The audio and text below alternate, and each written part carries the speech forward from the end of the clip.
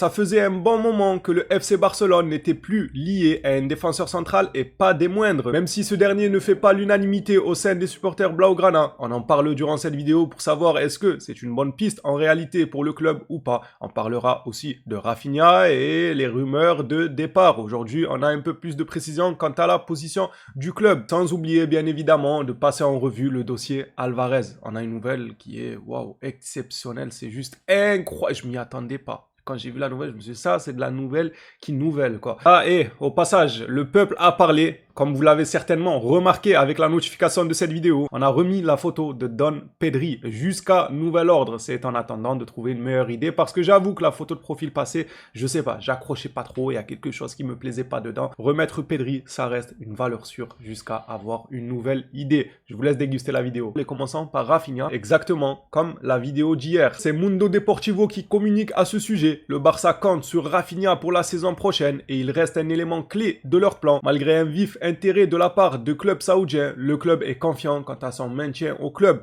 Cependant, si le Brésilien décide de partir, le Barça exigera une indemnité de transfert très élevée. En réalité, nous n'avons pas grand chose à dire sur ce dossier, mis à part patienter et voir comment tout ça va se terminer. Une chose est sûre, c'est que le joueur a mérité au moins ça, le droit de décider s'il veut partir, s'il veut rester, etc. Vu son dévouement pour le club, l'amour qu'il a pour le club, il aura le fin mot. S'il décide de faire une saison de plus, j'estime que le club doit lui permettre de faire une saison de plus avec nous. Maintenant, si au contraire, il se décide à partir, pareil, le club doit lui faire une fleur en le laissant partir, évidemment pour une grosse indemnité de transfert. Plus qu'à patienter et le temps nous apportera les réponses qu'il faut. Voici l'information exceptionnelle de la journée. Incroyable, entre Alvarez et Barcelone, ils sont en contact et ça nous vient du grand journaliste Fabrizio Romano. Donc l'information, elle est sérieuse. Ils sont en contact, les gars.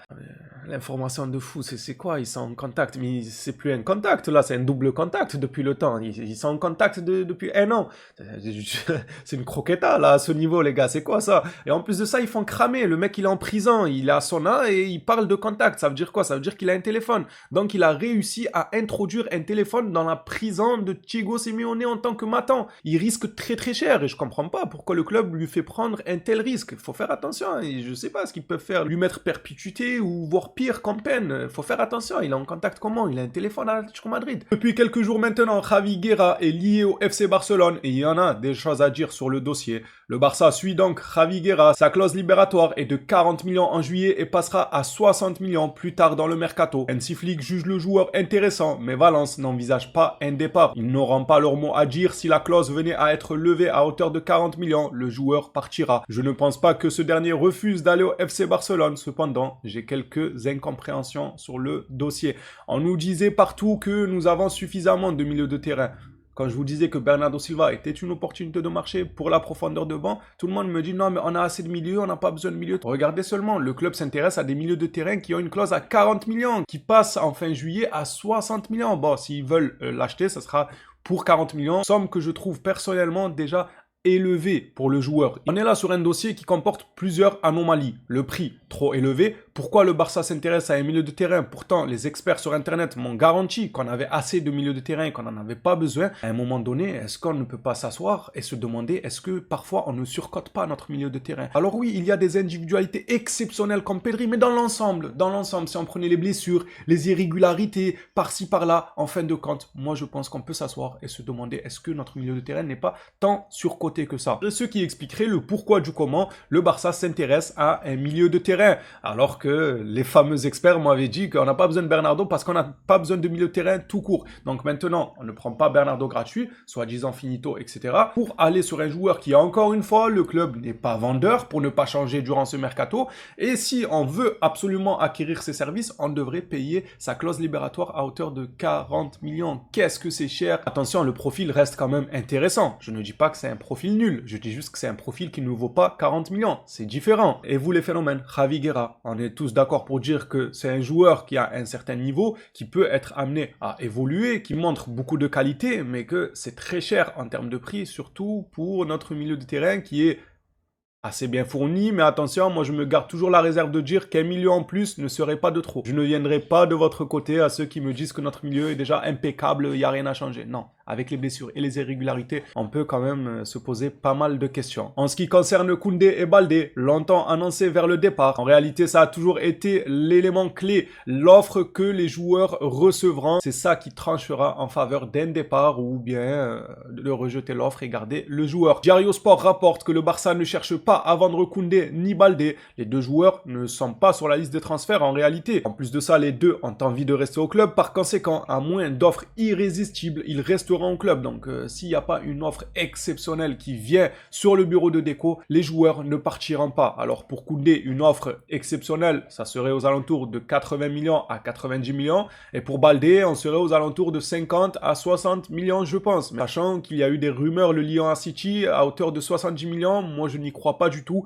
50-60 millions, ça serait quand même une très bonne offre selon moi pour Baldé. Mis à part ça, le club ne souhaite pas se séparer de ces deux joueurs. Barcelone et Liverpool ont frappé à la porte de Mickey Van de Ven, les gars. J'espère vraiment qu'on a frappé à la porte du vrai Mickey Van de Ven et pas ce Mickey là, les gars. Mickey Mouse, j'espère vraiment. Non, parce que je connais très bien mon club. On a frappé à la porte de Mickey Van de Ven, etc. Et au final, il est intransférable, il est invendable. D'ailleurs, on a déjà une information qui va dans ce sens.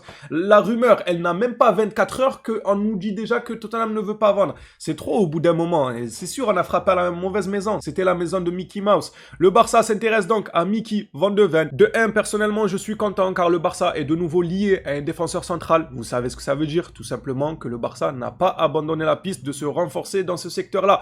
Maintenant, de 2, je vois les avis qui retombent suite à cette rumeur. Beaucoup le voient comme quelqu'un qui serait peut-être fébrile défensivement parlant. Moi, je suis pas assez d'accord. Je dirais pas que c'est sa qualité première, même si c'est un défenseur central, il se doit d'avoir comme qualité première savoir défendre en réalité. Mais il n'est pas nul. Moi, je ne le mettrai pas dans le gars qui ne sait pas défendre comme certains veulent nous faire croire en mode il ne sait pas défendre, il est très nul défensivement parlant.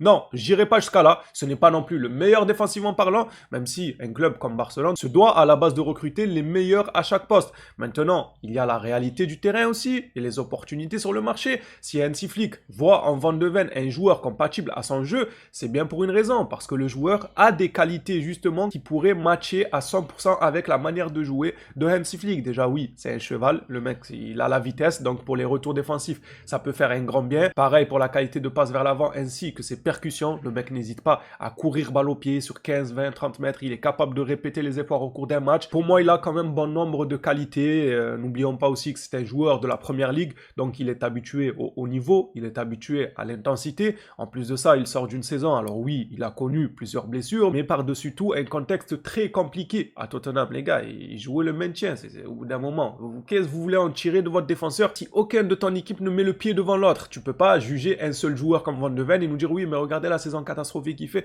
Pour moi, ça reste une piste intéressante. De toute façon, je vous ai dit, le Barça doit se renforcer. Il nous faut absolument une nouvelle tête en défense. Je refuse de commencer la saison avec les têtes qu'on a actuellement et pas avoir ce petit espoir de me dire on va voir ce que ça va donner le nouveau défenseur. Vous voyez ce que je veux dire ou pas? Van de Ven a de nombreuses qualités. Maintenant, je peux comprendre les arguments du clan d'en face qui nous disent qu'il y a mieux. Oui, il y a toujours mieux, ça c'est certain. Sauf qu'il y a une réalité sur le marché et que même ce joueur-là que vous dénigrez en nous disant oui, mais c'est pas le meilleur à son poste, blablabla, même lui, il est invendable. La rumeur, elle s'est éteinte en même pas 24 heures. Donc vous voyez à quel point c'est compliqué. Et beaucoup tombent dans la facilité de nous dire oui, mais pourquoi on va pas sur Schlotter, il a une clause à 50 ou 60 millions, je crois, si je dis pas de bêtises. Eh bien, dites-vous qu'il y a une raison. Si le club ne va pas dessus, c'est qu'il y a une raison. Ne croyez pas qu'ils n'ont pas la télé, qu'ils n'ont pas les infos, qu'ils ne voient pas les avis. Enfin, les gars, ils savent très bien le talent du joueur, à quel point il est solide sur ses appuis. C'est un excellent défenseur, Schlotter. S'ils n'y vont pas, c'est qu'il y a une raison. Petit 1, ce que je vois le plus couramment, c'est qu'il demande un salaire astronomique. Apparemment, le mec est gourmand. Donc, à partir de là, ça colle plus à la philosophie du FC Barcelone, du moins qu'on essaye d'installer au cours de ces dernières saisons pour se reprendre financièrement parlant. C'est déjà un argument de taille pour vous faire comprendre le pourquoi du comment le Barça ne va pas sur lui pour le moment. Ensuite, petit 2, le Real Madrid le suit de très près. Il y a aussi, encore une fois, le fameux avis du joueur. Peut-être que le club l'a déjà sondé à travers Deco, en même temps c'est son boulot d'aller s'informer sur les joueurs, et ils ont eu comme réponse que le joueur serait plutôt tenté de rejoindre le Real Madrid. Je sais que ça en embête plus d'un quand je dis ça, mais c'est la réalité, chacun son envie. Il y a des joueurs qui donneraient tout pour venir au Barça, et d'autres qui donneraient tout pour aller au Real, et il y a les traîtres comme l'autre là, avec sa grosse touffe de cheveux là. J'ai hâte qu'il croise le chemin de la Lamine Yamal, lui, sur un terrain de football. Ça va être très très marrant. Mais enfin bref, il y a plusieurs raisons à cela. Il ne suffit pas de tapoter sur le clavier. Oui, mais pourquoi le Barça ne va pas sur Schlotter? Vous pensez que Deco, il est dans son bureau assis et il ne connaît pas l'existence de Schlotter? Il n'y a jamais son nom qui a défilé sur son bureau. Bien sûr que s'il ne vend pas, c'est pas le bon moment. Peut-être, ils n'ont pas encore les liquidités.